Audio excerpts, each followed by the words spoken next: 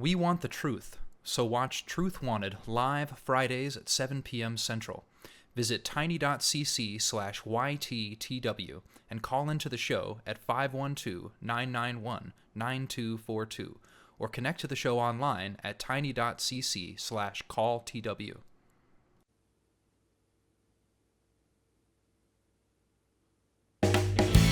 So you think that you can tell us how to live our lives, never questioning the source from which your moral code derives. You think that suffering is part of some great plan that's been devised. I wonder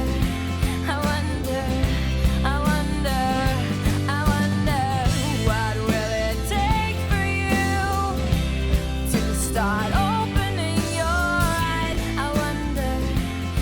It's always a pop. It's always great. Hi, everybody. Welcome to the Atheist Experience. Today is the 9th of The October. 9th of October. In the year of our Lord 2022. I'm your host, Forrest Valkai, and joining you today is the incomparable Mr. Dave Warnock. Dave, how are you doing today? Doing great. Hey, Forrest. I'm always happy to have you here, man. I'm always happy Always good to be hosting with you, man.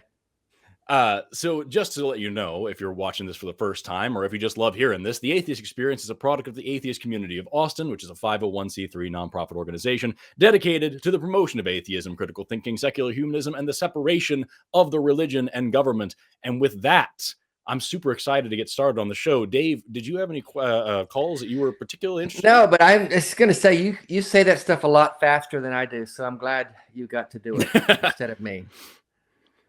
Just have to rush through it as fast as possible. We've got some good calls on the board. You go ahead and pick one. All right, so we're going to go and jump right in then with Charles from Texas. Pronouns are he, him, who wants to talk about how Revelation 17:5 is responsible for Catholics doing negative things in history. That sounds really interesting. Charles, Yes, how it are does. Hey, man, the Catholic Church created Islam, and the Catholic Church killed 6 million Jews in the Holocaust. And I am a former member of a ministry that is under attack by the federal government because they speak out against the Catholic Church and the Jesuits. And I have had a conversation with a federal agent because of it. Funky. So let's Wow. talk about specifically what you said you were going to call in about, which is that this one verse is responsible for Catholics doing bad things in history. Which bad things are you talking about, and how does this verse relate to them? The Jesuits overthrew Jacobo Arbenz out of Guatemala in 1954 with the help of the CIA and E. Howard Hunt of the CIA. You haven't Charles? answered the Charles. question. What does that What? one verse have to do with anything? That's the What Vatican. does Revelation 17:5 it's the city sitting on 7 hills. That's Rome right there. And it was the Romans that killed Jesus, not the Jews. But And they made it look 17:5 like is the about Jews behind the somebody Bolshevik Revolution, man. forehead, if I remember correctly. Isn't that right? It's about somebody having something written on their forehead that calls them like the mother of harlots or something like that.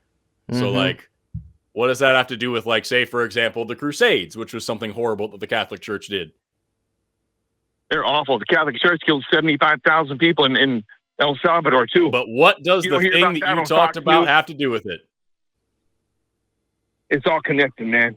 They control the intelligence. So, There was a Catholic... We're giving you one last chance to tell Charles? us how it's connected. What exactly are you connected, man. talking I just about, told and you. why does it matter? It's all going to be Hey, traced Charles? back to the Roman Catholic Charles? Church. What? Charles, what does that have to do with our show today? Hello? We're not defending the Catholic Church here. We're not on this Good. show defending the Catholic Church. So why do you call in attacking the Catholic Church with all of this? What does that have to do with this show today? The Bible says, have no fellowship with the unfruitful works of darkness, but rather reprove them. You should be speaking out against them too. It's a horrible organization. That's something you and I have in common, that we both don't like the Roman Catholic Church. I'm an old school Protestant. God is working through me to speak against this corruption, man. And I may not be You're a alive Protestant? because the feds know who I am. Yes. Are you a Protestant? So you believe in God? Yes, sir, I do. I said I'm Why? a theist to the screener. Okay, but why do you I've been believe in in the Yeah, God? Holy we see it. Spirit. Let's talk about I've that. been Let's in leave the the Holy Catholic Spirit, Church sir. alone. Let's Yeah, leave let's the go that Catholic way. Church alone for a minute. Let's talk about why you believe in God. What evidence do you have for the God that you believe in? Oh, man. I have been in the Holy Spirit for. I have seen lights on the ground at night. I have video of a light that came down and visited me in November of 2021 in Corpus Christi. I use this to my disagreements with the Catholic Church to hopefully help prove the existence of God to people. All this stuff is connected throughout history. The restoration of Israel in 1948. So wait a minute. Wait a minute. You've seen some cool lights. You've seen some cool looking lights, Charles. What's more likely? That literally, like, something magical outside the scope of space and time, some supernatural being that controls the universe, that all that exists, or that maybe you saw some cool lights and maybe it was a plane, maybe there was a flashlight somebody had on, maybe there was some weird thing that you didn't recognize, just like maybe you made a mistake. There's nothing that can be. How do lights on the ground at night prove the existence of God? I don't see the connection. Well, one thing, there's no scientific explanation for it. There weren't any. So therefore, it must be God. Lights you're talking about, right? It's magic. It could be, but it could be. It could be. Can you prove it's not? Can you prove it wasn't the word? Can you prove it's not aliens? I'm not making the claim that it was. I'm not making the Martians came here?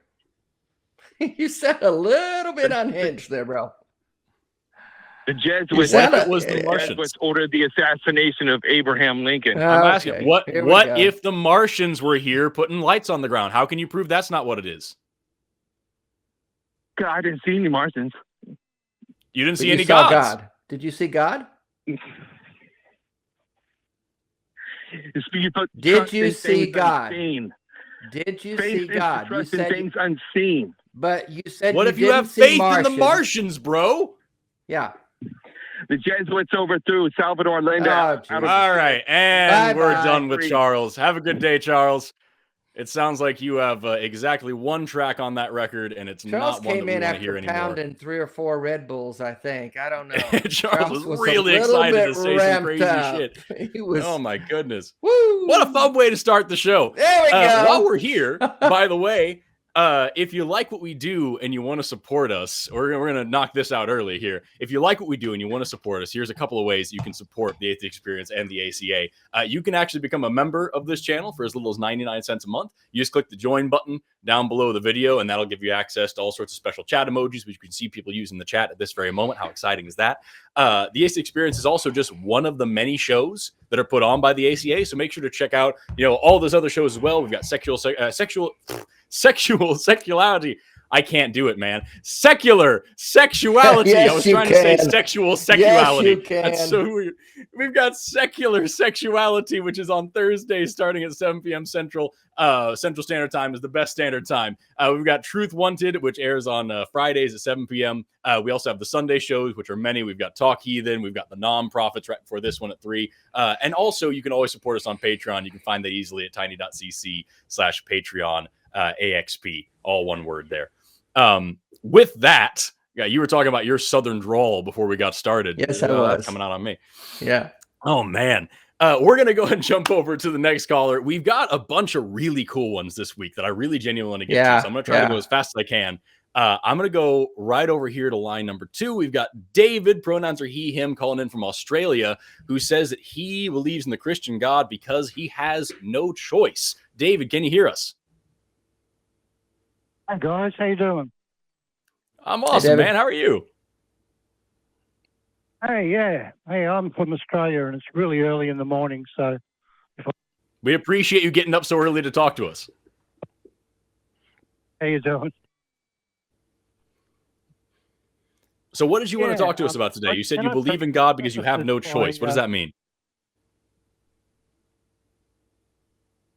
Well, if I was asked a couple of years ago, I would have said that God was all-knowing, all-love, all-powerful, and just. And if I was a good boy and took the Holy Spirit in my heart, that I would go to heaven. But a couple of years ago, I lost my dad. I went up to the hospital and let him know that I had a Lutheran pastor on his way to give him some comfort and maybe give him his last communion. And after 40-odd years of him going to church, he said, I've never believed in any of this stuff, which blew my mind. So I had a bit of a think about it. And I've also been battling with this whole Hitler in heaven conundrum. I'm guessing you know all about that. I've heard some things that he was a Catholic and therefore he No. must be in heaven or something like that. Mm-hmm. No, like deep inside the Fuhrer bunker, he got down on his hands and knees and begged God for forgiveness and took the Holy Spirit into Oh, his heart. yeah. Abraham Yeah, shot yeah. him, and now he's in heaven. Right. That's really bugged me for a long time. Mhm. It should. So, There's a by the there's way, a trend about you there's a know, trend like that on I TikTok have a right now. degree in People talking about herpetology. Jeffrey Dahmer because there's a new Jeffrey Dahmer show out, and everyone's talking about Jeffrey Dahmer died a Christian, therefore he's our brother in Christ, and we should all be happy for him. And it's like, all right, Yeah, well, good on him. right? Good on him. So man. back to your statement yeah, in the queue. so- You believe in the Christian so- God because you have no choice. What does that mean to you? You have no choice but to believe in the Christian God. Well, now after searching, I actually found Hammett Meta on YouTube, and I've been through every single book from Gen 1 to I think it's 23 numbers or something. I didn't realize all my time in the church, I didn't know that there was a genocide and people sacrificing thousands of animals, and I was never told any of that. We even in Bible study we'd only cherry pick verses, and if I only ask any questions, I say don't worry about it all. Just let's go to the passages that we're reading at the moment. So I'm kind of in a place now where I think I've been like totally brainwashed. But I still believe in hell, and I'm just absolutely terrified of it. Yeah, well, that's a really common thing that people talk about. Yeah, what everything you're saying here is unbelievably common. I didn't think I was that common, but anyway. Yeah, you're fine. It just it's for a couple of because I've been. Go on. It seems there's a little bit of a delay that's catching us up. I'll just say that what you're saying here is really, really, really common. We get this a lot when people talk about like they have they've had this religion for so long, and now they're finally starting to question it and ask, but like they've had this fear of hell built into them for so long that, like you said, they've never actually read these different parts of the Bible that are truly, genuinely horrific. There's all manner of rape and genocide and murder and torture and injustice and complete insanity from cover to cover in the book. But you don't ever learn about those things. You just learn about the cushy, nice, feel-good parts that get you in there, and then they skim over the rest. And it depends, honestly, on where you're learning it from. If you're in Australia, being raised there in Christianity, you learned all about heaven and all about the forgiveness and the love, and your preacher was probably somebody who was very worldly and compassionate and maybe kind of used some lingo that the kids were using nowadays.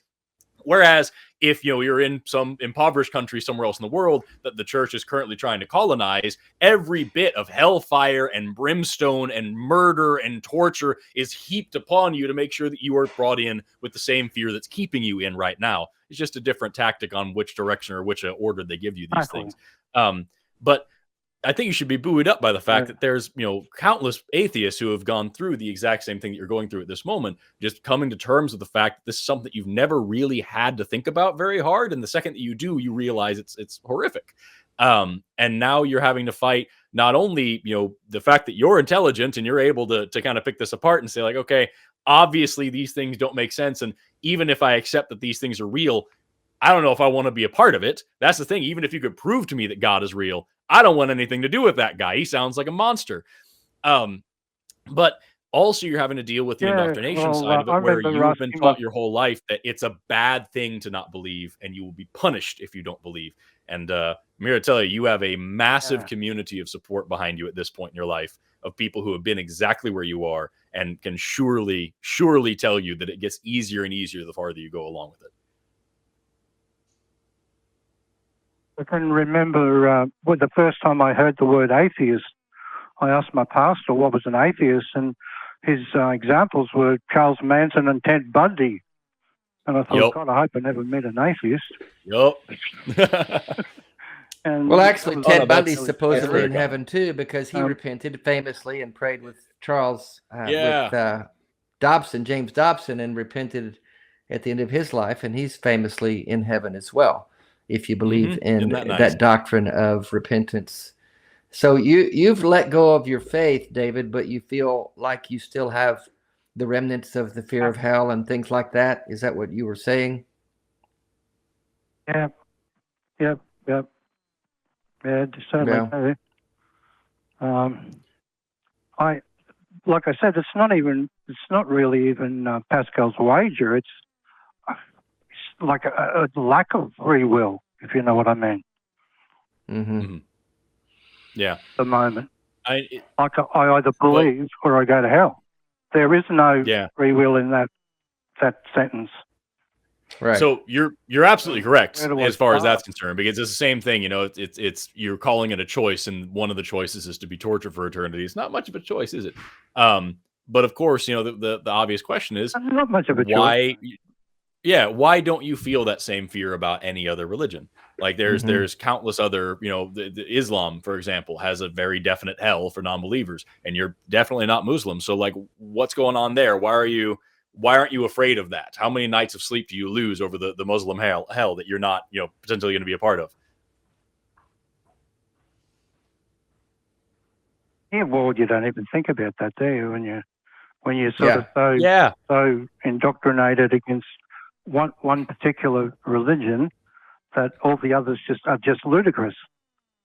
And, exactly. And so like that's like I said, something that I hope since I hope you can watch Hammond kind of- and I watch you guys.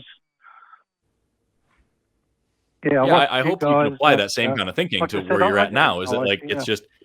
it's the same thing as if it was something you didn't believe in. If I talked to you about, you know, pick a hell in throughout all the mythologies out there, you know, if I warned you about Tartarus, you'd probably laugh at me. But like, there were people that were concerned about it at one point or another, and so like now, as you're, you know, kind of critically evaluating this, and learning that, you know, not only is there no reason to believe in this God, but also there's absolutely no reason to worship it, even if it was real.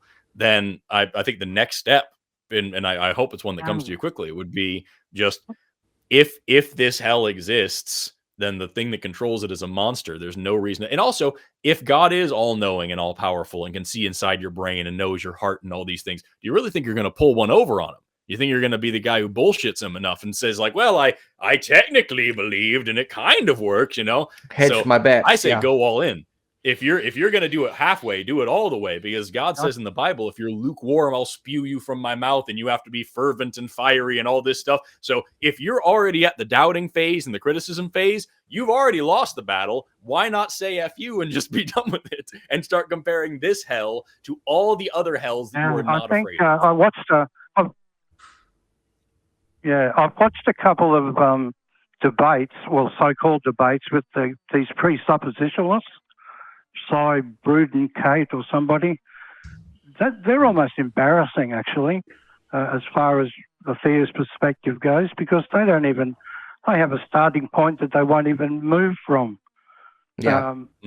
I think Matt debated one of those, but the guy basically just evangelized. He didn't even offer any sort of arguments whatsoever. So that was sort of eye-opening. Well, it is, and it sounds to me like, David, that I'm a loser, and I don't know if you know much.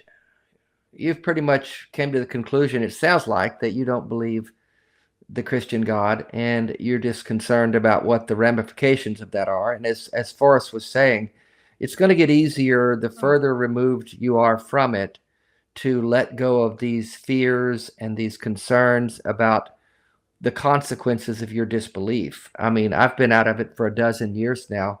I don't think about hell 1 second. I don't worry about hell. I don't worry about a God coming to get me. I don't worry about a boogeyman. I don't worry about a devil.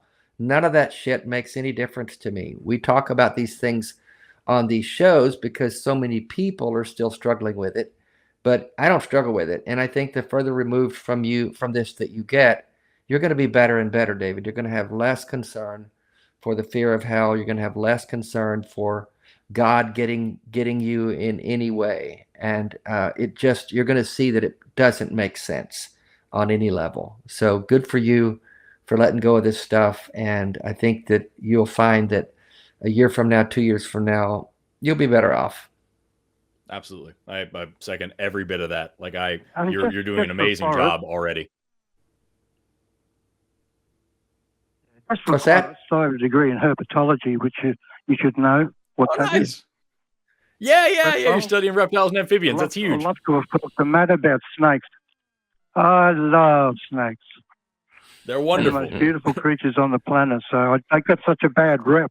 Got such a bad rep in the Seriously. Exactly. During my first biology degree, anyway, I worked in an animal sanctuary and I took care of a bunch of snakes. And like so many people are convinced that they're all slimy and they're all vicious and they're these crazy things that are going to chase you around the room. And it's because of that kind of teaching. They're wonderful creatures. They're hugely important for their environments. Yeah. Yeah. Well, thank you so much, Dave. 10 deadliest snakes in Australia. So, cheers, Yeah. guys. You have a good one, hey? Thanks for calling, Thanks buddy. so much, Dave. Okay, take You hang in care. there. Unbelievably pleasant to speak to. Thank you Yes. so much for calling Hey, in. Nice guy. Super nice guy. Hey, really quick, while we're kind of here in between callers, I got to tell like just anybody who will listen that we have a brand new store here at the ACA, and it's really cool, and you should check it out. You can visit tiny.cc/merch ACA and get your favorite items like t-shirts and hoodies and coffee mugs, and you can even check out brand new items like beanies and cell phone cases and tote bags. You can put that logo on everything that you wear around the day to day, and you can be the biggest super mega fan that the world's ever seen. No one will think that's weird at all. It'll be awesome. And we even now have special limited edition items that come out every single month. So be sure to check our store regularly and check all the other stores for all the other shows as well. Right below the chat, you'll also notice that there is a donate now button, and the donations that you make there mean that the ACA gets 100% of the proceeds. So it's just like buying something from the store, but you don't get the thing. We just get all the money. So arguably it's better from everybody because we get all the money and you don't have to deal with having a t-shirt laying around. You know, who doesn't want that? So use the donate button. That's really helpful. YouTube doesn't take a cut of that. It's the best way to support the ACA. And finally, we want to send a big thank you to the crew who put this show together every week. I would love to see like a crew cam shot come up on the screen because there they are. Woo-hoo. Look at those beautiful people. Oh, I love them all. And with that, I do want to get back to other calls. We've got, again, I can't tell you how many amazing people we have calling. I'm genuinely excited.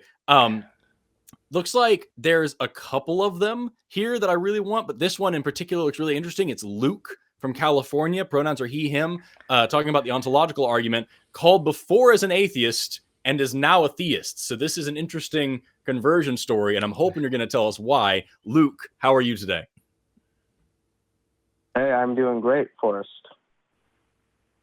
Awesome. So you were talking about the modal of the ontological argument, and you're saying that you are now a theist. Could you elaborate on that just a little bit? Okay, I will elaborate on that part because it is, very interesting. So, when I called, I was an atheist, and I was actually going to call about non-theistic religions, like, the idea of having religion without belief in God. But gradually, I became something of a deist because I was looking at, things like laws of logic and like order in the universe. And in, like a weird way, I kind of like saw myself as a deist because also I was introduced to the concept that, people will say like there's a source behind the laws of logic and stuff and they just call it God. And I was like, well, okay, if they're just going to call it God, then I guess I can say I believe in God. And then eventually I came to find this argument, which I think is like one of the best arguments I've heard. And I was just going to present it because I think it's a good argument and I want to see your thoughts on it. So, yeah. Sure. Yeah. Okay, so I'll just lay it out.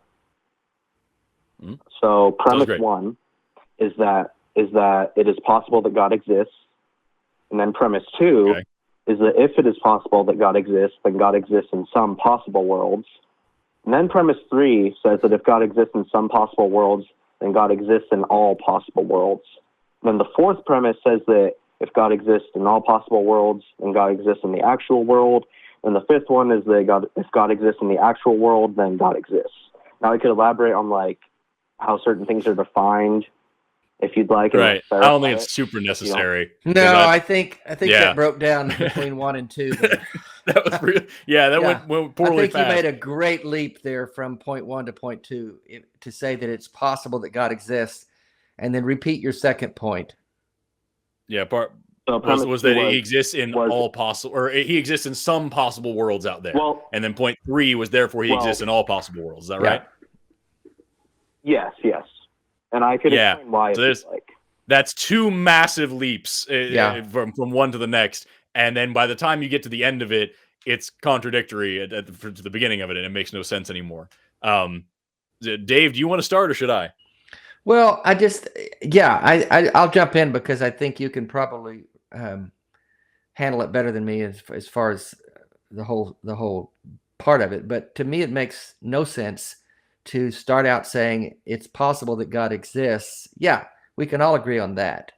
What we're looking for on this show and anywhere in life is show me some evidence of that. I used to be a believer, and now I'm an atheist because I've come to the conclusion that there's not evidence to show that a God exists. There's no evidence to show that he's involved in the world around us. So when you leap from it's possible that a God exists to saying that it's possible then that he exists in some world, and then you jump into it's possible he exists in our world, you're just still stating a bunch of it's possibles, and there's still no sense in that of any kind of evidence or any kind of rational, logical point to make there. You're just saying a bunch of stuff is possible, and if you're basing your belief on that, then you're just basically saying, I mean, I could say it's possible that there are spaceships with aliens in them that come into my backyard every night. I just haven't seen one yet, but one of these days I will, and they'll take me for a ride. And no one can disprove that because, yeah, it's possible, but I'm not going to base any kind of faith or lifestyle choice on some random possibilities like that. It sounds like that's what you've done.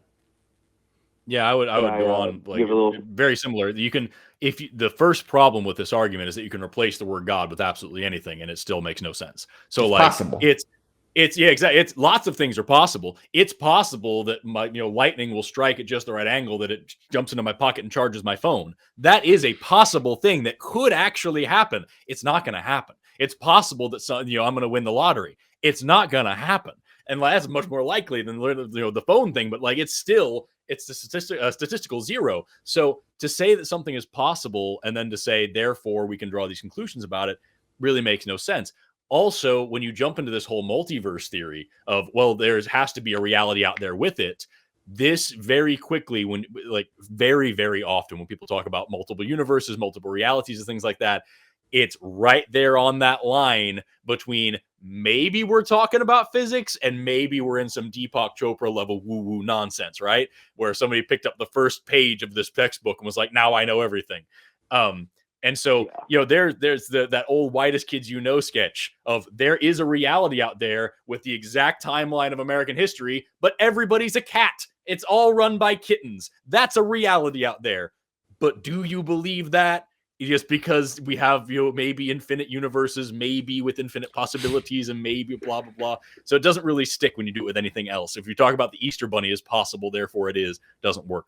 So I'd like to hear then finally, from you, the third thing. Yeah, go ahead. Oh, sorry. I'm just going to wrap up really quickly. Okay. The third thing, finally, is that the order of your premises there from beginning to end has a myriad of issues. Saying that God could possibly exist in some realities, okay, why not? We'll make that leap for fun. Therefore, he must, because I'm guessing he has superpowers, and if he exists somewhere, he exists everywhere.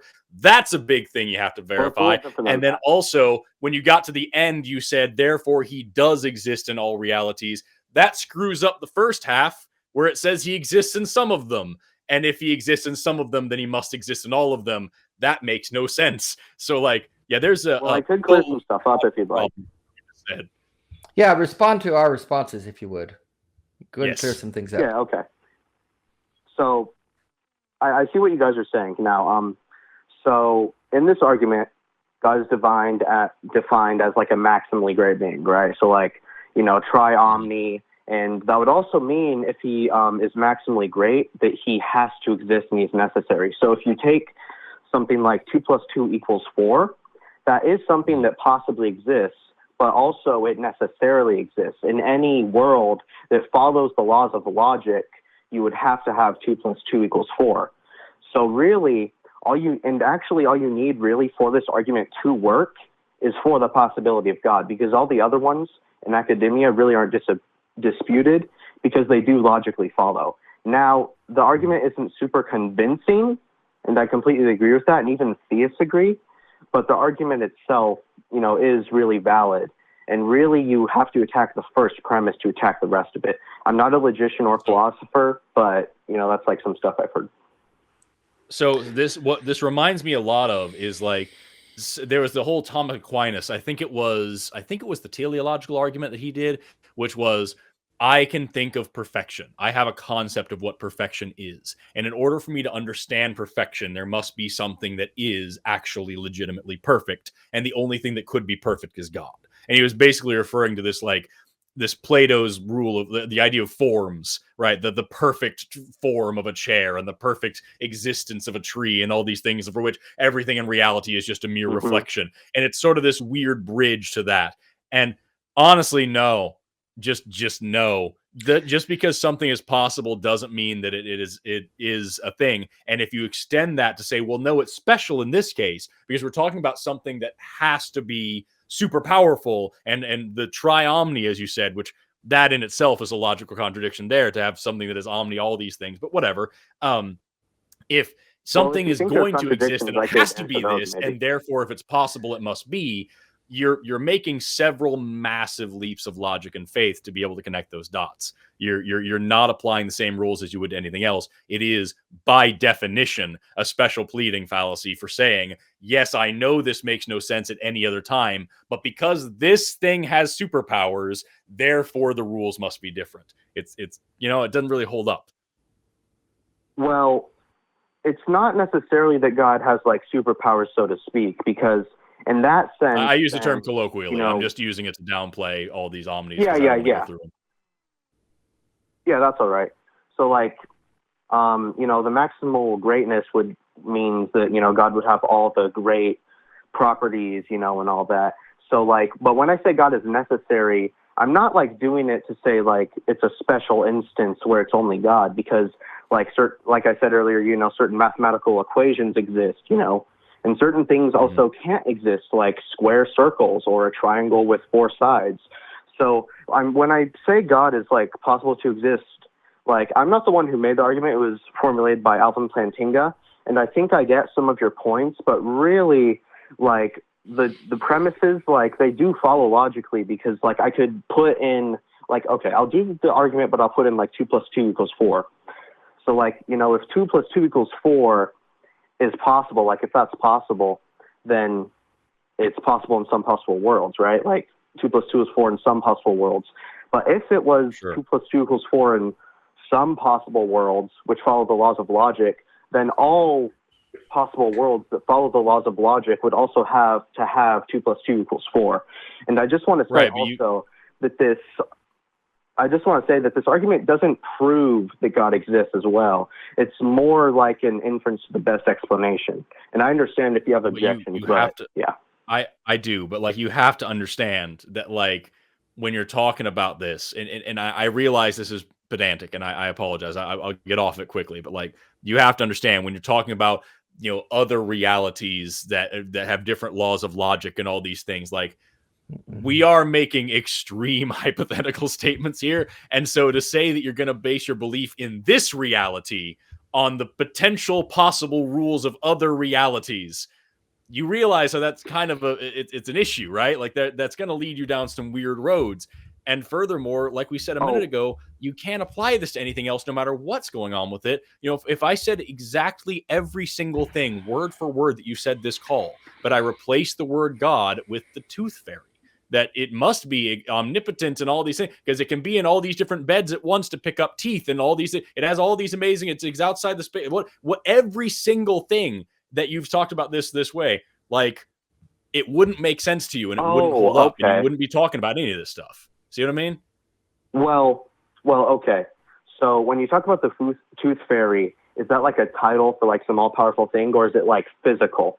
Because one response I've heard to that is pick one. Really it doesn't matter. Like, it's the tooth fairy must be all powerful. It's able to be in all these different bedrooms around the world collecting teeth from under people's pillows, and surely there's alien teeth that it's collecting as well. And like it doesn't matter. It just if I apply that to whatever I want, it doesn't matter what logical leaps I make. It doesn't matter what qualifications I give this thing. It doesn't matter how I describe this thing.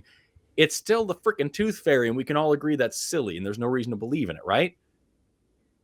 Well, the tooth fairy is silly, and I don't believe in it. But also, there is one crucial difference, which is that God is not a physical being. But the tooth fairy being a physical being couldn't be maximally great, because we know that, like, at one point, like, matter, like, exists. Let's say the tooth fairy is neither.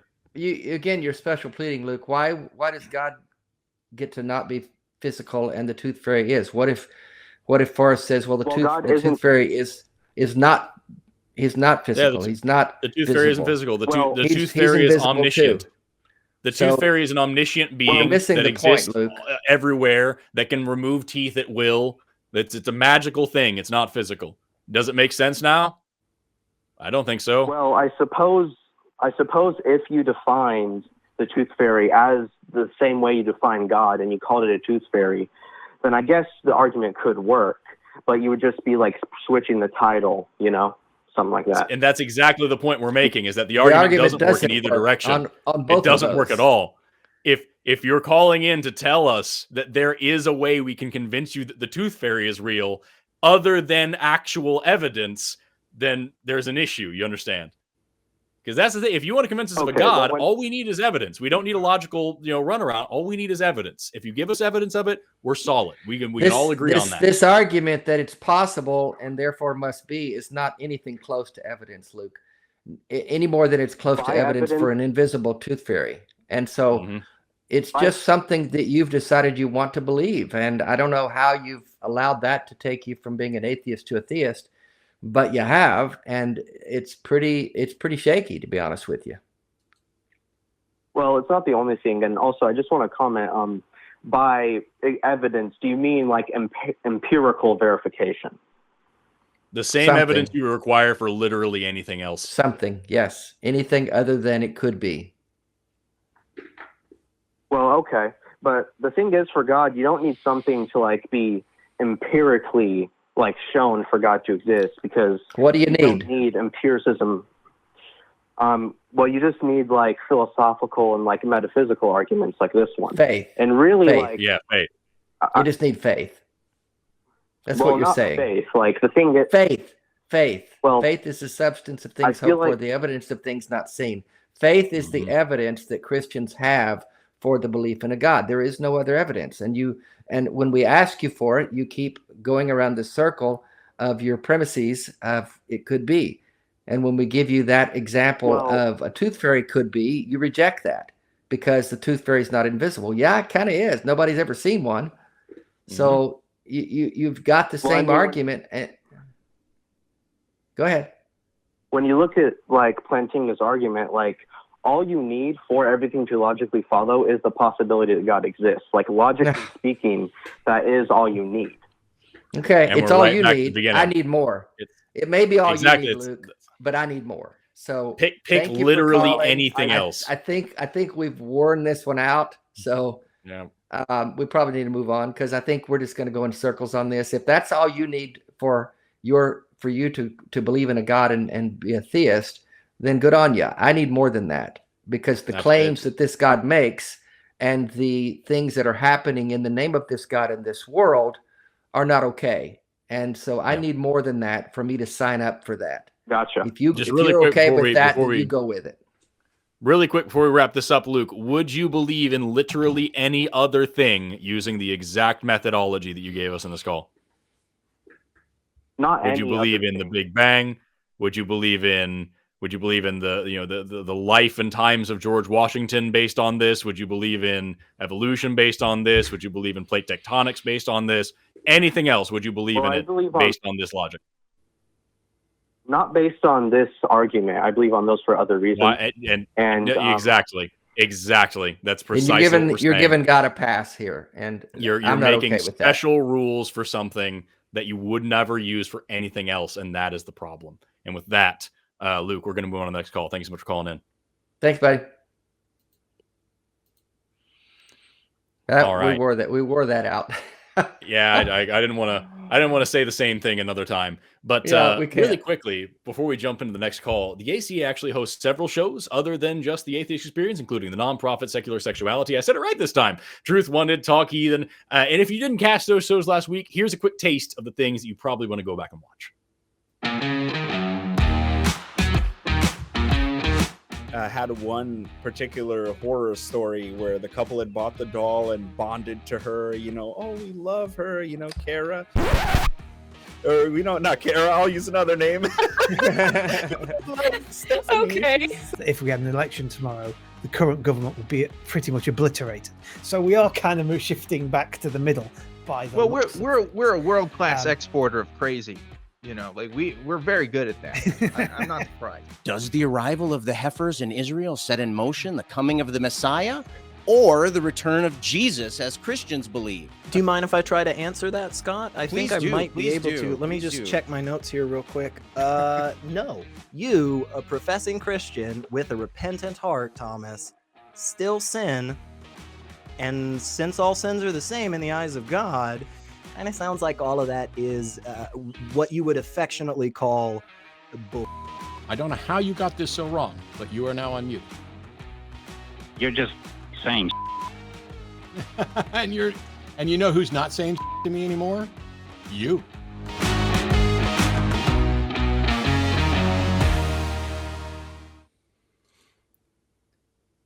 Hey, if you can arrange to be in the Austin area between October 27th and October 30th, consider joining us in the studio audience at the ACA Free Thought Library for live broadcasts of secular sexuality, Truth Wanted, Halloween Special, Talk Heathen, and the Atheist Experience. Doors open at 6 p.m. on Thursday and Friday, and on noon on Sunday. Parking is where you can find a legal spot after the lot is full, so be there early to make sure you get in easily. And if you can't make it there this month, we will continue to broadcast live from the library in the last week of every month. So keep watching this show and our website, which is atheist-community.org, for news and information as we extend our in-studio offerings into the future. It's going to be exciting. All right. So Dave, many are you ready good to calls. Move on? Yes. Dude, this has been a phenomenal show. Are you ready to move on? Yes, let's do. Okay, so I'm really torn right now because holy crap, like we have so many good people in the queue here, but I actually really want to do this one. This one is, let's see here. They actually didn't give a name. The name is Believer in God. Pronouns are he, him, from Washington State. And Believer in God wants to know, are atheists actually atheists? Are they being truthful about that? Can I call you Believer, or is there something else I can call you? Hey, yeah, Believer's fine. Cool. All right, Believer. You're asking, are we actually atheists? Would you like to elaborate on that at all? Sure. So, do you know, like, when you kind of see, let's say, someone dye their hair this interesting color or something, and, they're kind of being edgy or a teenager or something. So, I'm curious if that's kind of like atheists, because I was seeing a study in Finland done in 2013 and 2014 where they asked like believers and non-believer atheists on a lie detector test. And if you would have expected like the lie detector test to be truthful for the atheists, but they had much more pressure in their heart and everything. They had a methodology with this, but you would expect you wouldn't expect the results if they were truthful. I mean, this is just Finland, but yeah. Yeah. So there's a couple of things there. First of all, I understand the argument is that, if I dye my hair blue, my hair is actually still brown. I just make it look like it's blue. Therefore, by calling myself an atheist, I'm actually a believer. This is just an outward facade that I'm putting on. Is that what you're saying? Or maybe you're just like, like sometimes when you're like a teenager, you kind of got it. Yeah. Cool. So a couple of things. First of all, just random off the cuff thing. Polygraph tests are bullshit pseudoscience, and they're not even usually admissible in court because they detect how nervous you are and how uncomfortable you are. They don't actually detect lies. So there's a whole bunch of reading you can do there if you want. But also, I would say that even if somebody were to appear nervous when talking about God, if they say they're an atheist, it's probably because they have some trauma from religion that they are carrying with them. Like one of the other callers that we had earlier on today, the guy from Australia, who is very convinced that this God makes no sense and certainly doesn't like the guy, just like us. He's anti-theist at this point, but also is fearful of hell because that's how he's been indoctrinated since he was a child. So like that's something that you would probably be seeing there as far as a physiological response that might look like lying. In either way, like if somebody doesn't believe in a God, all I would say is that, and this is an old phrase, I'm an atheist just as much as you are, plus one. I believe in one less God than you do.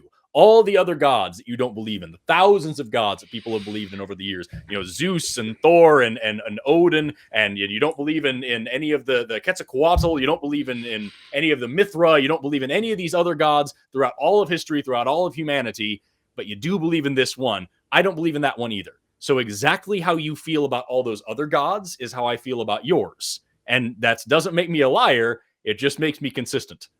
Does that make sense to you? Yeah, it makes sense. Cool. What motivation would I have as an atheist to not be truthful about my atheism? Or are you saying that I don't really know what it is I believe and don't believe? Which is it? It completely depends on the country and your environment. If you're in, let's say, No, I'm talking about Africa, or me. you're in I'm the talking Middle about I'm talking about me in this country, Oh, in this you- environment. in the U.S., I'm an atheist. I believe you're in Austin, Texas, right? So if that's a pretty liberal environment. I think you would probably get more flack if you wore something as conservative than as an atheist, liberal, or something. I know these two things don't correlate, the politics and religion completely, but you would not have, I don't think, much discrimination if you were an atheist. But if you were a theist in there, but if you were, let's say, in a very rural town in Mississippi or something, possibly, if you were a theist, you would have less likeliness to lie on that one. It depends where you are. Depends what the political affiliation of the place is. Well, are you implying that atheists are like hiding, like an atheist who lives in a small town in Mississippi, like you said, they wouldn't be truthful about their atheism out in public? Is that what you're saying? I'm not following you.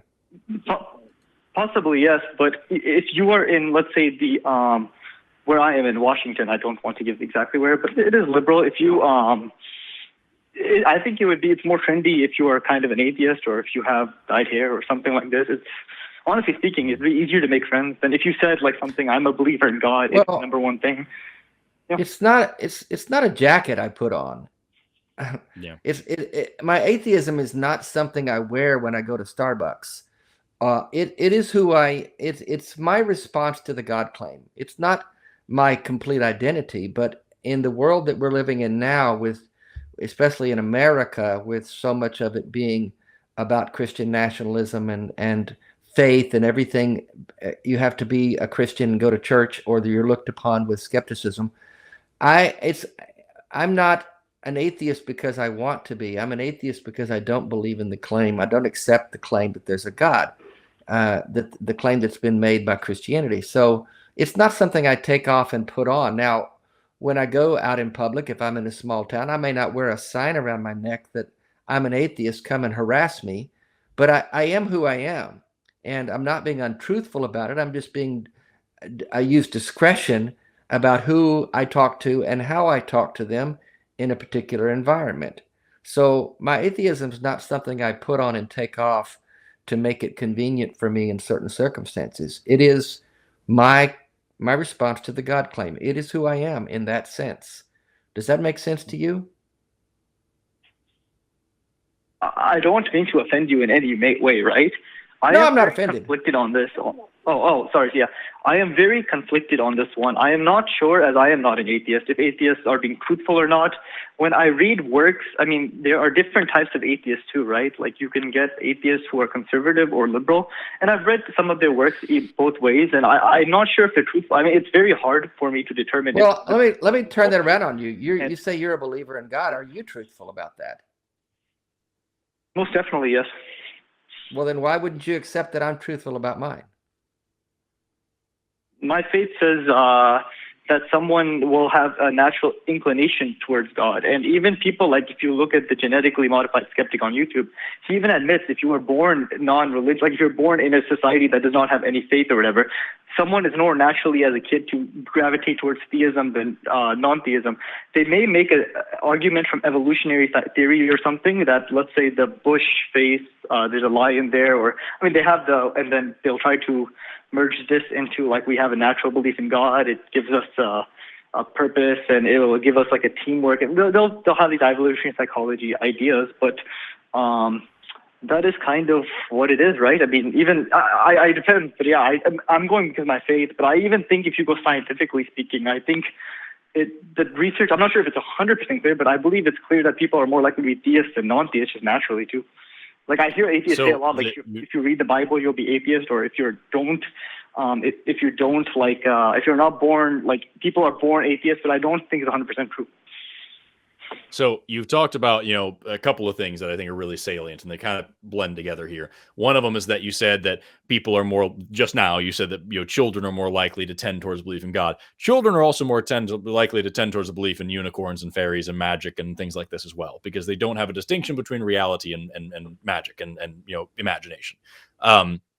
So that is true. Children are easily convinced of things because they trust their parents to not lie to them and to keep them safe. So when their parents say there's this thing called God, they believe it. Also because religion has a really great practice of indoctrination that teaches kids that only good people think what we think. And if you don't think this, then you're bad and you're going to be burned for all eternity in a pit of fire. And that's a good thing because you're so bad that you didn't believe this thing. So yeah, they're going to believe that for that reason as well. Also, as I just stated, they have a hard time separating, fantasy from reality. So they're going to believe any fantastical fairy tale you tell them. So there is a lot of psychological things going on there. None of them are good, nor are they a good case for the existence of God. Also, you talked a minute ago, and this kind of ties in here. You talked a minute ago about, how if you're living in a different area, it might be fashionable or easy to be an atheist. I live in Oklahoma. I have my whole life. There are literally double-digit churches within walking distance of my house. I've moved several times. That has always been the case, not on purpose. There are always churches everywhere. I've been an atheist pretty much my whole life as well. I was bullied as a child for being atheist. I've had people scream in my face about me being an atheist. I've had people come bang on my door and leave shit in my yard because I'm an atheist and I'm going to go to hell. I've been threatened because I'm an atheist and I'm going to go to hell. It has never been popular nor convenient for me to be an atheist where I am. And yet I am one because I just don't believe in the things that people tell me about the supernatural almighty being. Not only do I not believe that it's real, but I don't believe that it's good. Even if you could prove to me that it's real, I don't want anything to do with it. So, but also, fun fact, I did believe in ghosts for a long time, and I believed in magic for a long time, and I believed in like, drawing witchcraft pentacles and circles and making good luck happen and things. I believed in that until I was like a teenager as well. So like, I believed in those things because that's the culture that I was raised in my house. And my parents told me that was real. And I didn't question it because I was a child. The exact same reasons why people grow up Christian and tend to believe those things around where I live now.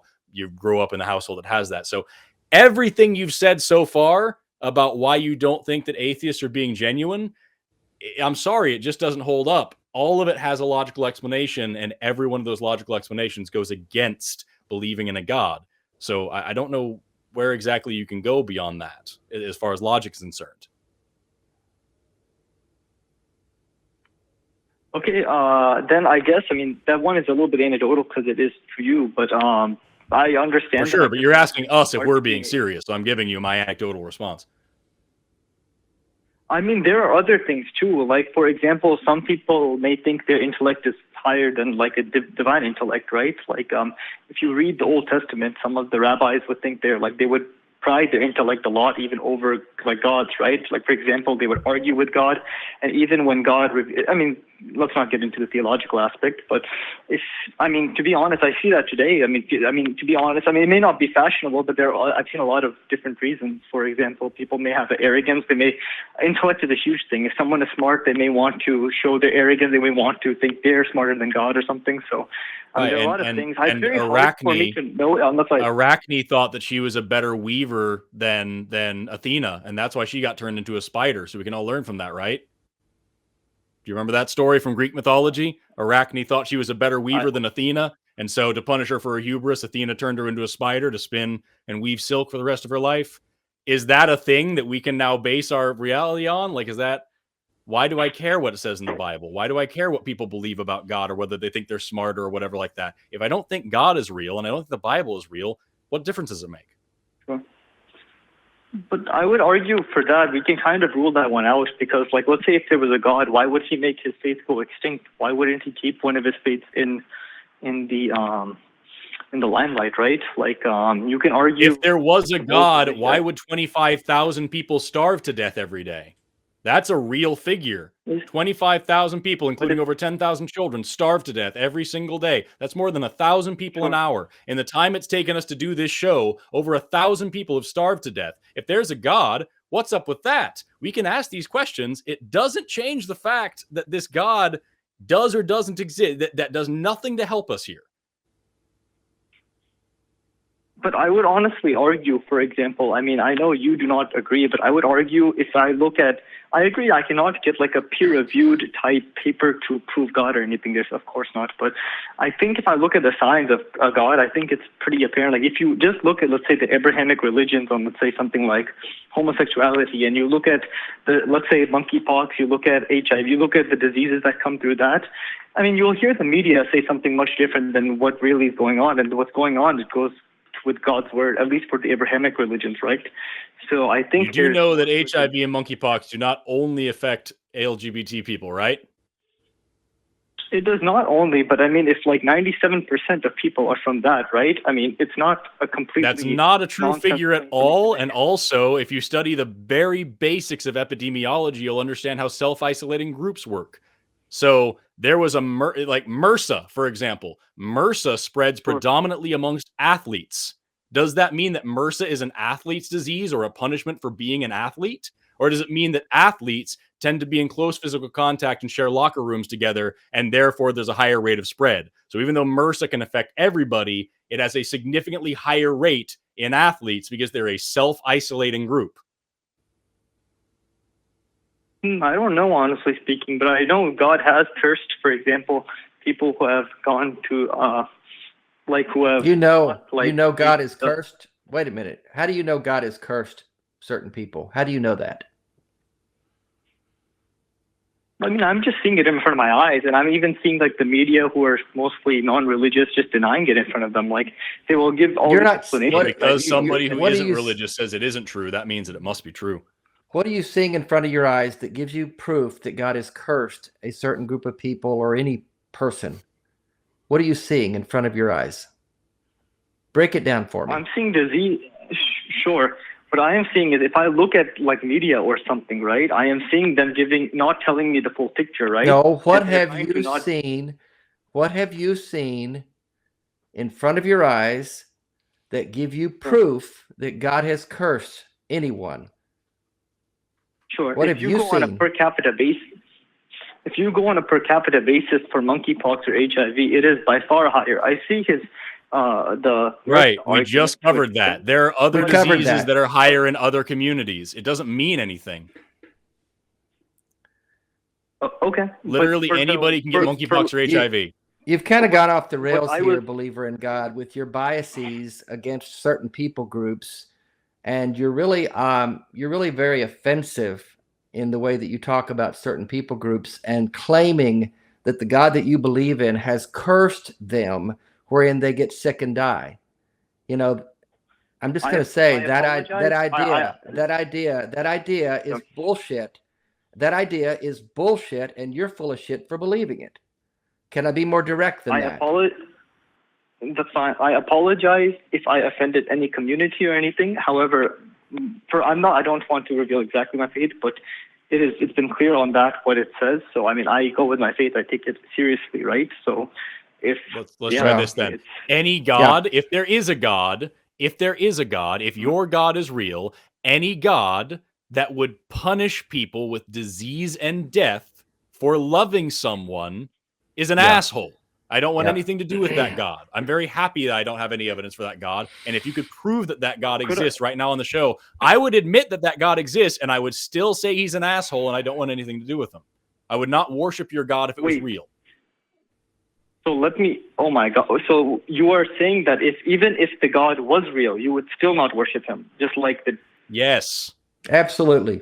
A God that would punish Absolutely, without people a with doubt. disease and death, and that would punish certain groups of people because of who they love. I don't want any part of that God, and I feel sorry for you that you believe in a God like that. I would be his biggest enemy even if he was real. Absolutely. Without a doubt. And to Forrest's point, there's thousands of people who starve to death every day because this omnipresent, omnipotent, benevolent God doesn't give a shit about them. If he's present, if he exists and he's present and active and able to do something to actually help people and doesn't, he's a moral monster. Yup, absolutely. And I want nothing to do with him. When we look at societies that have more focused on just material goods over God's commandments, even though they may have food and everything at night, they'll suffer more from loneliness and dying alone, and they will not even get married. Even in these other countries you are mentioning that are theists, even if they die, let's say from starvation, they at least are not lonely. They have some social connections. Oh, dear God. Yeah. I'd rather be single than starve to death, dude. I don't want to hear any more about your God. We got a lot of calls lined up. I think we need to move on from believing in God. Yeah, your God sounds really gross, and the way that you're describing him is awful.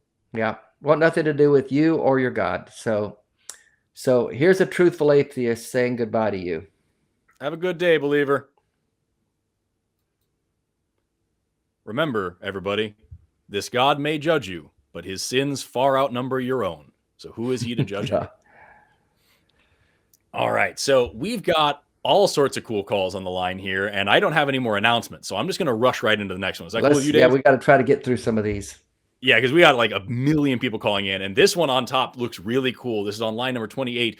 Diana, pronouns are she, her, from Kansas. The lack of an atheist's objective moral standard, and therefore no way to absolutely condemn something as good or bad. Diana, how are you?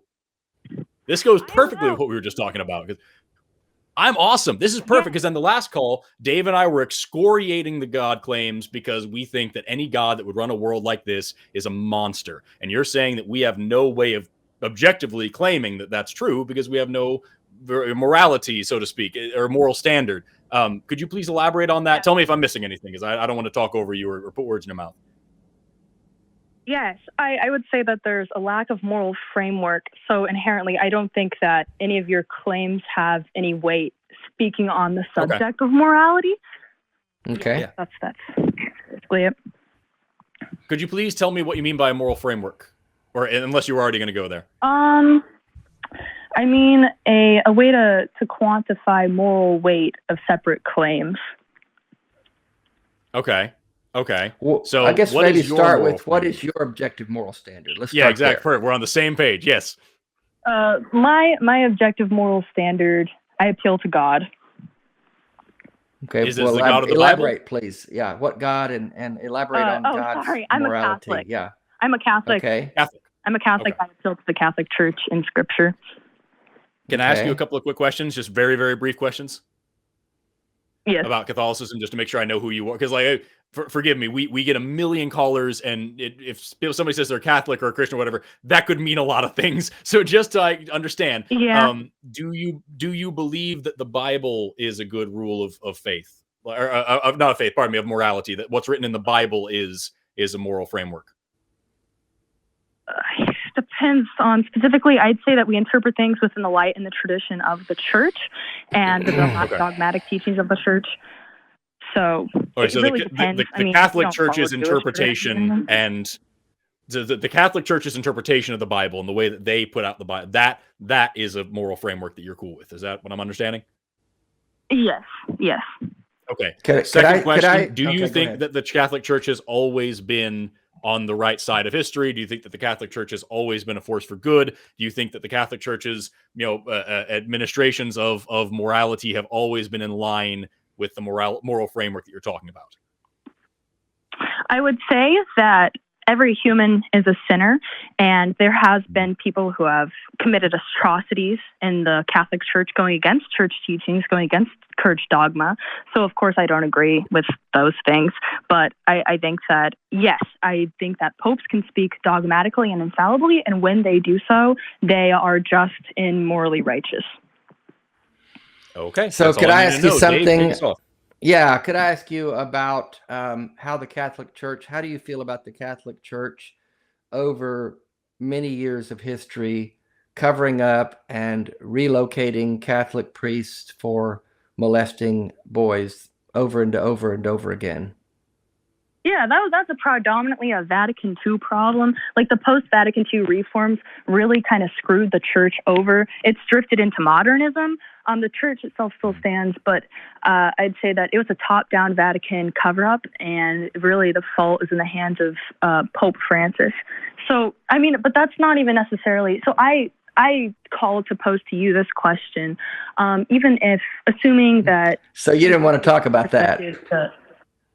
Well, I can go into depth. You don't want to talk about the immorality in the Catholic Church. Well, you call and lecture us on objective moral standards, and yet the Catholic Church, which you support and defend, has been convicted of atrocities of immorality. Well, she herself said that different people do bad things in the church, but like we're attacking the organization as a whole, like the Crusades. Like where was that? That was the whole church. That wasn't just one person, right? I mean, I don't those think weren't bad. Those weren't bad. The Crusades are fine. I mean, why were they I fine? was trying to post to you. No. Why were the Crusades okay? The fact that the Catholic Church sent people to slaughter innocent people across the Middle East with the promise of heaven if they killed as many women and children as possible, that was a good thing? A bit of a straw man there. That's not necessarily how it was. There were evil Not really committed by individuals. No. If anything, I was putting that lightly. I would say is a moral. What? Repeat that, please. Sorry. My call cut out, I believe. But no, I would say that the original Crusades and the reason that they came. Can you hear me? Yeah. Yes, I can. Okay, sorry. I believe that the original Crusades and the moral purpose they fulfilled were, of course, a net positive to spread God's word as far as possible. By the sword. Just we're talking about the same. Whether or not you agree with what happened, of course, spreading God's word by killing people who don't believe in it. That's what you're talking about. Yeah, he came with a sword. Yes. I'm to the books. Okay. I don't like right away, Diana. And you're talking to us about moral standards. Oh my God! That's exactly what I'm saying. Irony of Diana, how is it a moral negative? You tell me. Blowing my mind. You tell me. Diana, to kill people for not believing the way you believe is moral. Is insane. It's monster. I don't care what your moral standard is for me. I have no interest in your judgments on me. If you think that it's okay to murder somebody. I don't like logical contradictions. Can I speak? I don't like logical contradictions. I have constructed my entire worldview in an attempt to free myself from any logical contradictions. It's always been, I consumed atheist media for years. I loved Matt Dillahunty, Aaron Ra, all of the Alex O'Connor, all of them. Yes, I consumed all of that, but then I realized that there were so many dang contradictions. And I have one question that I really haven't gotten very many good answers from. Okay, so, what's your question? Assuming that God is false from the atheist perspective, what is wrong with following a coherent Christian morality for society? It seems to have done us great in the past. It seems to have led to order and led to moral accountability. Wow. So you're presenting us. You're presenting us with a consistent moral standard, and it's okay. Yeah, no, you actually answered your own question. You answered your own question in this call, Diana. You want to know what's wrong with following this morality that you've given us, even if there isn't a God? Because it leads people to believe what you just said, that it's okay to slaughter innocent men, women, and children if they don't believe what you believe. That's a horrible, evil thing to say. Absolutely shame on you. That is such a straw man if I have ever heard it. But what about... That's what you just said. You said the Crusades were okay because those people didn't believe and it spread the word by the sword. Okay. That's hideous. Are you okay? What is with that? Would you go down the street in your neighborhood and slaughter the people who don't believe according to your beliefs? Would that be okay? No. Do you understand the history behind the Crusades? We have no need for that now. What context? No, absolutely no. What context people, is Diana. it okay? What context is it okay to murder somebody because they don't believe in something? What's the context that makes that okay? Women and children were killed, not soldiers. Diana. Children Diana. were murdered by the thousands. What makes that okay? What's the context that makes it okay to slaughter children? Source? Okay. But you still literally have... history 101. Go to college and learn. It's not a controversial statement. But what about our moral plagues that we see right now in society? Like, look at the way we're drifting. Don't you see that there's some... No, we're not going to talk about that. You're going to answer that question. No, Diana. We are not moving on until you answer that question. I said the Crusades. No, you didn't. I said the Crusades. What is the exact context that makes it okay to slaughter children for not being Christian? There is no... I wouldn't say that that's a moral... Then the Crusades weren't good. I don't agree with the slaughter of children. No. But that's what happened in the Crusades. That is what happened. No, I would say that the intention of the Crusades... I'm not talking about the actual out of it. slaughter. What is the exact context that makes it okay to kill anybody because they don't believe what you believe? Anybody at all. If they're shutting down your church or infringing upon your beliefs or threatening your life, that's not what we're talking about. We're talking about just not believing what you believe. That's what you said. You said it's okay to spread the word by the sword. That we're not talking about somebody taking away your church, your rights, or anything. What is the context for killing somebody for not believing what you believe, spreading the word by the sword? What is the context in which that is okay? I've already given you my answer to that. Do you just brush over things like that? Tell me right now. Tell me right now. Circling that I dread. I dread this type of circling. Nope. Okay, we're not moving on for anything until you answer this question directly. I'm going. When is it okay to kill somebody? Directly. Tell me, what's the context to kill somebody? Then clearly I've missed it. Tell me again. When is it okay to kill somebody because they don't believe what you believe? Infringing upon your rights, and we already said that's not what we're talking about. Life. That's not what we're talking so about. You said it's okay. Yes, I don't agree that in other contexts they're right. Spread the word by the sword. That's not a defense. If necessary. Spreading the word by the sword is not defending yourself. Not defending your faith. It's not defending your rights. It's spreading the word by Diana. Yes. Why were the Crusades necessary? They were to defend the faith, to defend the church, to defend because of the infringement from the East. This was a response to something. This was a historical response to something. There were events that necessitated this response. Now, do I think everything that the Crusaders did were justified? Obviously not. I disagree with like the brutal slaughter of the Gnostics and stuff. I think that a lot of the ways that they perpetuated things were unjust and incredibly cruel. I think a lot of the orderings had for the Crusades and their actions had incredibly malicious intent and were horrible and would be frowned upon by God. I think that that's true. Like, I'm not saying that we should just go and kill everyone. Like, don't put words in my mouth here. Have a little bit of understanding here. You're just saying we should kill certain people, not everyone, but certain people. Only a few. You're saying that it's necessary to spread. No.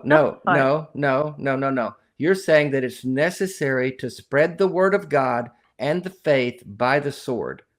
Am I correct that you said that? Yes. Okay. That's all we need to know. That's all we need to know about your morality. That's evil. That's absolutely despicable. So How do you know it's evil? Well, how do you know evil? Because it resulted in the unjust killing of human beings. Period. Here's the massacre at Iadea.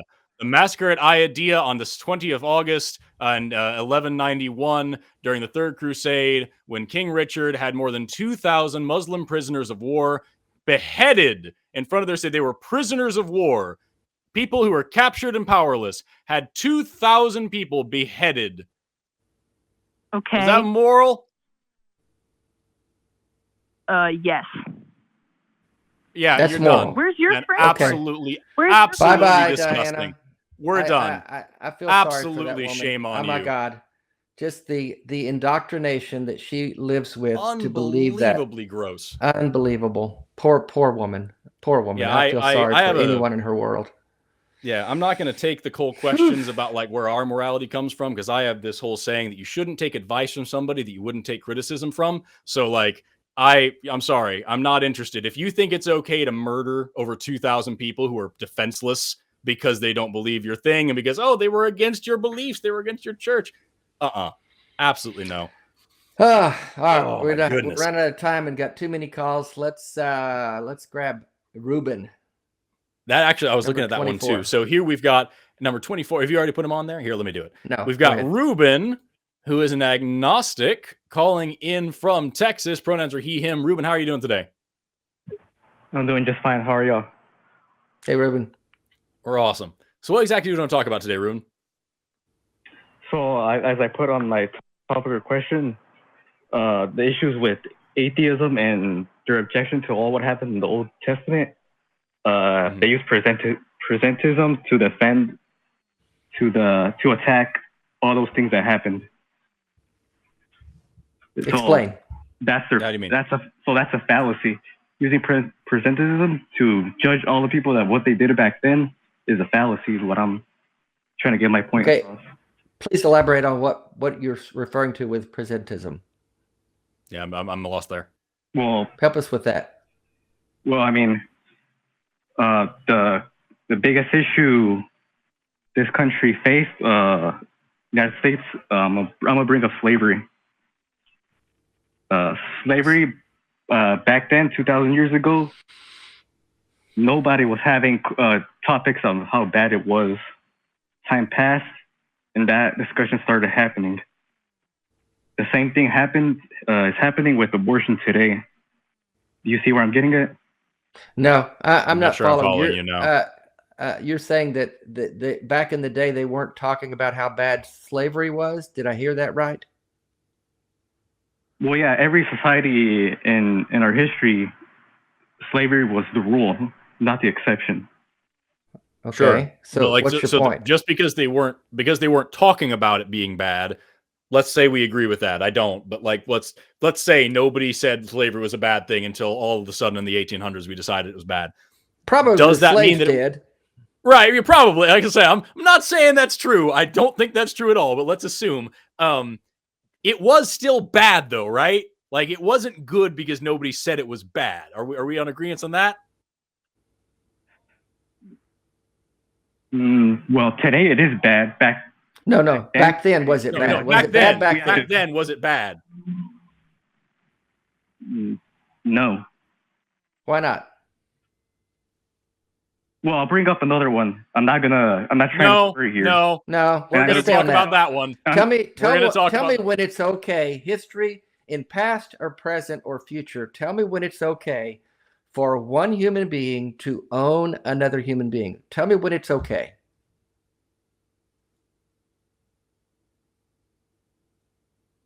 Your turn, Ruben. Well, that's self. Depending on what society you are, all had laws on what made that okay back then. Forget the laws. We're not talking about legal. We're talking about moral. When it's okay morally for one human to own another human, history or present. When is it okay?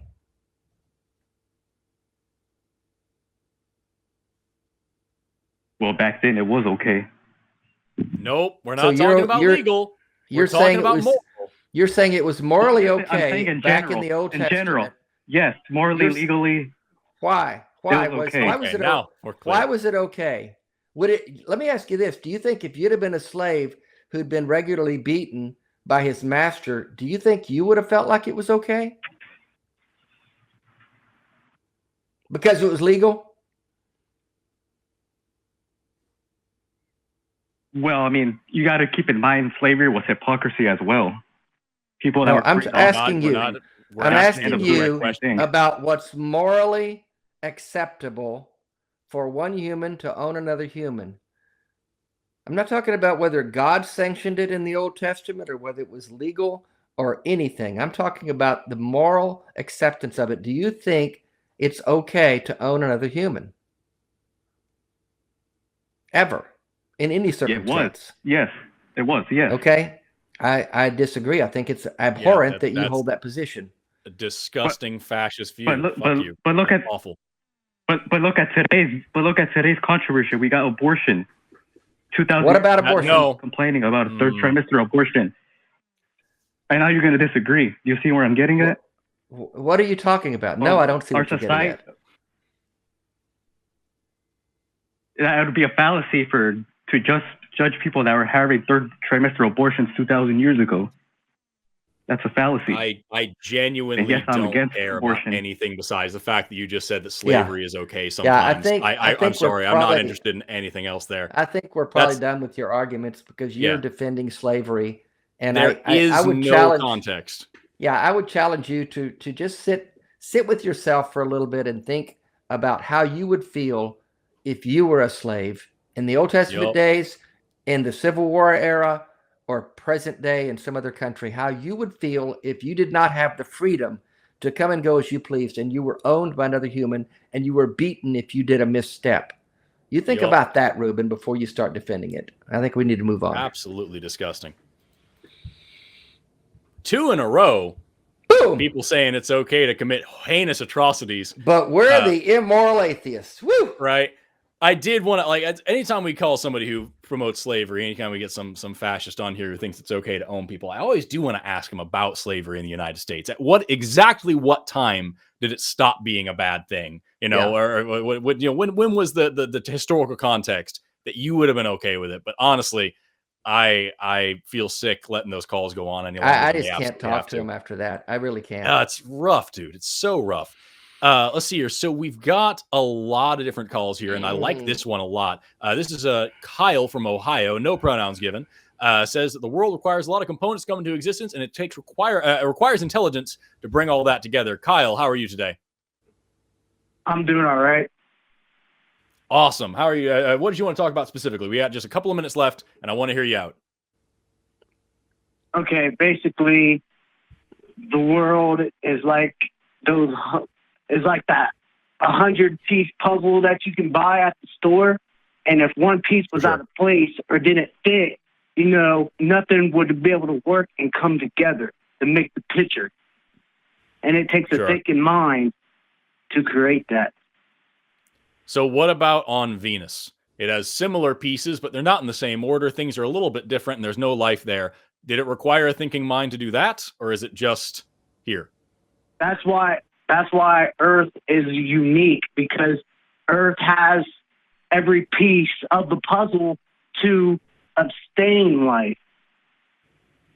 So, right, but that's what I'm asking, is that the pieces are in the same order, or are in order here. They're not in order there. They're in a different order on other planets. So clearly there are some arrangements that allow for life. There are some arrangements that don't. We see all sorts of arrangements all over the solar system, all over the galaxy. We see all sorts of different planets with all sorts of different conditions. But they're like snowflakes. There's no two that's exactly alike. This one happens to have life on it. Why is this one has to be specially controlled by an intelligent mind? Do all those other ones, did the intelligent mind make all those uninhabitable on purpose as well? Okay, I'll tell you why. Because let's say if you take away trees or air or water, then life will cease to exist without that piece. Sure. But you understand, that would just make us like one of the other countless planets. Yeah. Yeah, for sure. That's a thing that's necessary for life. But that would just make this planet like any of the other infinite planets out there. So like the fact that this one's weird in the same way that all the other ones are weird, this one's just a different kind of weird. Like, why is that a necessary argument for intelligence? I wouldn't use the word weird. I would use the word special, because this is the only planet that can contain life. So if you take away air or trees or water, then there is no life. So obviously a creator had to put that puzzle piece there. Okay, let's give you that. Who's the creator? Who's the creator? Let's give you that. Who's the creator that did this?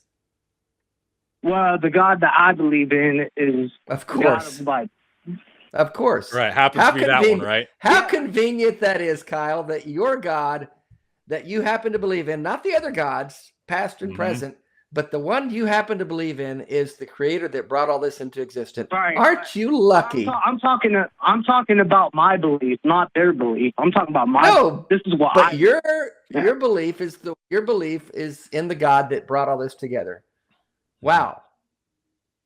It just right, but I mean, how do you dispute that though? How do you dispute that? Like, I'm right. So I'm right. It just so happened. I was right about the puzzle thing.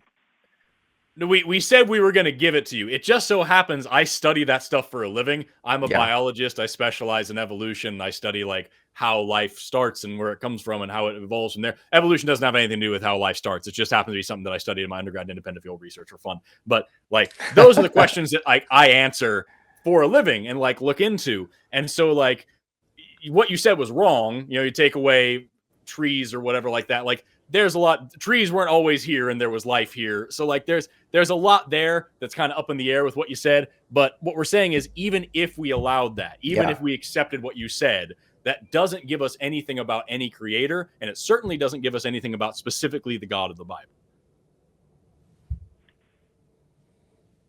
Yeah, if you take one of the puzzle pieces, life will cease to exist. That's why there's God who created everything. I mean, think about this. I mean, us as humans, everything that we have, we created. It just didn't pop up out of the sky, you know what I mean? Like our clothes, food, houses, whatever. You know? Right, we got like, you know, plants from the earth. So if we got the plants. If you take away everything that we have, we're just running around naked and doing, I'm sorry. Like we didn't make this stuff out of nothing, right? There was already stuff here. There was already food here on the earth that we now eat. There was already materials to make clothes that we now wear. There was already all the materials to make cars that we now drive. Like none of this came out of nothing, right? So we had the pieces here. We did stuff with them. Life is the same way. The pieces were already here, and then like life just kind of happened one day. It's the same thing. There were pieces, and then they started doing stuff. And when you study life at a molecular level, it is just chemistry, the same laws of chemistry and physics that apply everywhere else in the universe, just acting on these molecules the same way they act on any other molecules. It's not magic. It's just a thing that happens in the universe sometimes. So like, I don't see why you need a God for that. And the first thing that I said was like all these other planets that are uninhabitable and barren, plus there's plenty of places that may have life on them that we're looking at right now. What if we find life on one of those places? You would have to say that all of that is part of this too. That your God made this massive universe with billions of galaxies, with hundreds of billions of stars, with hundreds of billions of planets, just so that one of them could have a bunch of life. And out of the millions and millions of species on this planet, one species of ape gets to have a relationship with that God. What's that? And you happen to know it because you were born into the right family that taught you the right things that now you know this God. You don't see how that's really like a lot of coincidences? So you think humans came from apes? Humans are apes. We are a species of great apes. Oh my! So you go around throwing your poop at the wall and everything? Do you know what the definition of an ape is? It has nothing to do with throwing poop. Oh, it's God, a physiological thing. Well, that's what monkeys do, ain't it? That's what apes do. Gorillas. They throw poop at each other. We don't throw poop at each other. I don't know. You've never worked at a daycare before, but like I gotta tell you, man. I've been in some parts of the country where I think that right? has happened. So, We've been there. Okay, the whole thing is like I see what happens. So, you realize that's a silly argument, though, right? Like for real, like just honestly between you and me. Going nowhere. I'm going to let you all go for your time. Okay. This conversation. All right, have an anywhere. You awesome guys day, have a good Kyle. day. All right, Kyle. Thank you for enlightening us. Goodness. Oh boy. All right. What a You fun believe day. you believe you throw poop at the wall? Oh my Good goodness. Lord. Well, that was a well. fun show. Oh my Dave, God. do you have anything before we start wrapping up? No, I think these last 3 calls kind of did me in. They were, oh man, I gotta take a nap after that. I encourage everyone to go just learn taxonomy. Go learn about why we classify different animals as different things. You'd be surprised to find that throwing poop has nothing to do with what kind of animal you are. I wonder if Kyle thinks that we're animals. I should have asked him that before he left. Nope, we're specially created in God's image. Oh, don't you know? Yeah. That's the thing. We're too big to be bacteria. We move too much to be plants, but for some reason, we're just not quite animals. That's one I hear all the time. I'm not putting words in his mouth. By the way, before we do wrap up, I did want to say I wanted to say this at the beginning, and I forgot. I'm going to throw it in here at the end really quick. On the last show that I was on, a caller called and talked about the parting of the Red Sea, and he said that it was as a result of a tsunami, that like a bunch of rocks fell in the ocean in the Mediterranean, and it like pulled the water back. And I said that makes no sense because if water is displaced by putting rocks into it, it's going to go forward, not backwards. I actually got an email from a geologist who said that there actually is a certain circumstance, a very, very rare circumstance where you can add a bunch of stuff to water and it creates a certain tsunami that the crest builds so quickly that it does pull water from in front of it. So that actually can happen. But he was quick to say, even though that wasn't right, the rest of it was, because there's no way people will be able to walk past it in time. And also the Bible says there were 2 walls of water, not 1. So like the whole thing still makes no sense. But the one thing that I said about how tsunamis can't form, that was inaccurate. And I wanted to point it out because I freaking love learning new stuff. And I want to make sure everybody else learns new stuff too. Remind them about our Facebook groups. Yeah, absolutely. Absolutely. I got it right here. Thanks so much for being here.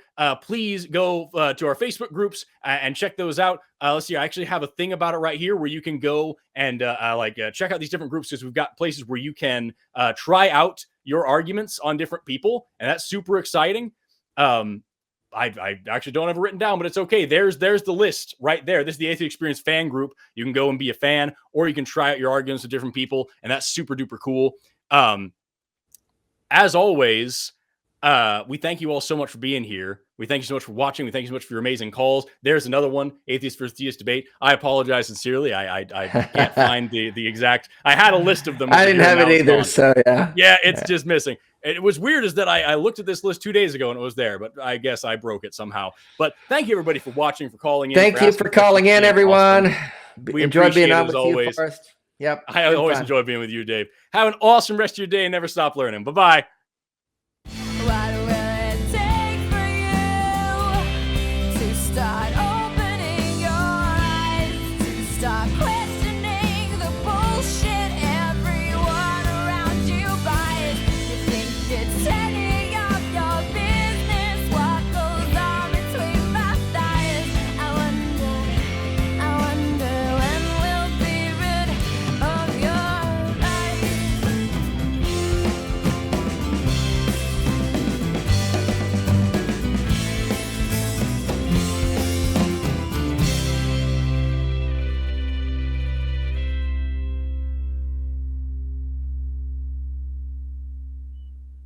It's time to get sexy, so watch Secular Sexuality Live Thursdays at 7 p.m. Central. Visit tiny.cc/YTSS and call into the show at 512-991-9242 or connect to the show online at tiny.cc/callsex.